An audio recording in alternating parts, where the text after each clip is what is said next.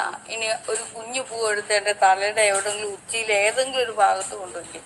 ചെവിയിൽ മാത്രം വയ്ക്കരുത്.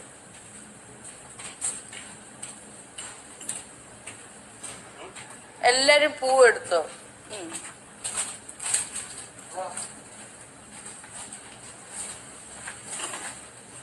ഇനി ഇവിടെ വേറെ ആർക്കൊക്കെ കല്യാണം കഴിക്കണം?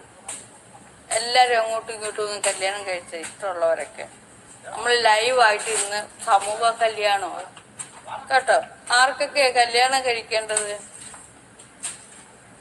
അങ്ങോട്ടും ഇങ്ങോട്ടും എല്ലാരും ഒന്ന് കല്യാണം കഴിച്ചേരാൻ.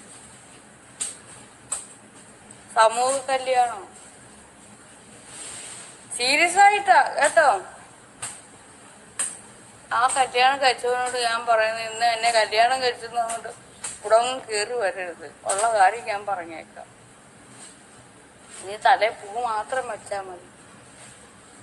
ഇവിടെ ഇനി എത്ര പേര് കല്യാണം കഴിക്കണമെന്ന് ആഗ്രഹമുണ്ട്?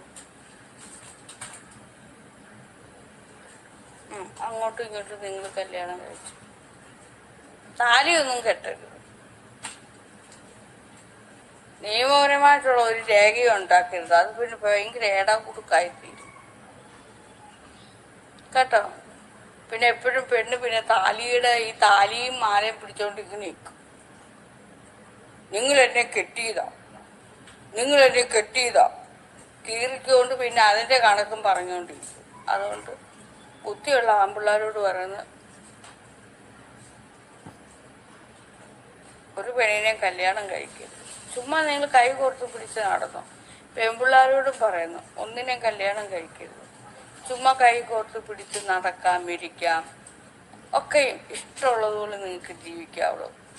ഇവിടെ ഒരു നിയമവും ഇല്ല. കല്യാണം കഴിക്കണമെന്ന് ഒരു നിയമവും ഒരു വേദ പുസ്തകത്തിലും പറഞ്ഞിട്ടില്ല, നിയമപുസ്തകത്തിലും പറഞ്ഞിട്ടില്ല കേട്ടോ. നിങ്ങളെല്ലാവരും തെറ്റിദ്ധരിപ്പിച്ച് വെച്ചേക്കുക. വക്കീലന്മാർക്ക് പൈസ വേണം, ജഡ്ജിമാർക്ക് പൈസ വേണം. ഈ പറയുന്നതിന്റെ അടിസ്ഥാനത്തിൽ അവർക്കെല്ലാം പണം തട്ടണം. സമൂഹത്തിൽ ഇങ്ങനെയൊക്കെ വെച്ചെങ്കിൽ പണത്തിന്റെ പേരിലും ഈഗോ. എല്ലാവർക്കും ഈ കല്യാണം കഴിക്കുന്നവരൊക്കെ പേടിച്ചൂറന്മാരാണ്. പേടിച്ചൂറന്മാരും പേടിച്ചു തൂറുകളുമാണെന്ന് ഞാൻ പറയത്തുള്ളൂ. അല്ലാതെ ഒന്നിച്ച് നടക്കാനോ ഒന്നിച്ച് ജീവിക്കാനോ ഒന്നും അവർക്ക് പേടിയാണ്. സമൂഹത്തിന്റെ മുന്നിലെ ഒന്നിച്ച് കൈകോർത്ത് നടക്കാൻ പേടിയുള്ളവരാണ് കല്യാണം കഴിക്കുന്നത്. അവർക്ക് പേടിയാണെന്നേ. കല്യാണം കഴിച്ചതുകൊണ്ട് വലിയ വ്യത്യാസമൊന്നുമില്ല. കല്യാണം കഴിച്ചാലേ നിങ്ങൾ എവിടെങ്കിലും പോയി ഒരിടത്ത് സ്വസ്ഥമായിട്ടൊന്ന് ഇരുന്ന് നോക്കി അവിടെ നിന്ന് വന്ന് നിങ്ങളെ പോലീസ് നോക്കും. പിന്നെ നിങ്ങൾ കല്യാണം കഴിച്ചതാണെന്നുള്ള തെളിവൊക്കെ അവർ ചോദിക്കും. പിന്നെ അത് പിന്നെ ഏടാമാലയായി ഏടാകൂടമായി അതിന്റെ പിന്നാലെ പോകണം.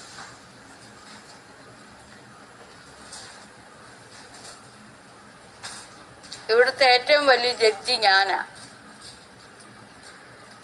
എല്ലാ നിയമങ്ങളും ഞാൻ പറഞ്ഞു തരാം.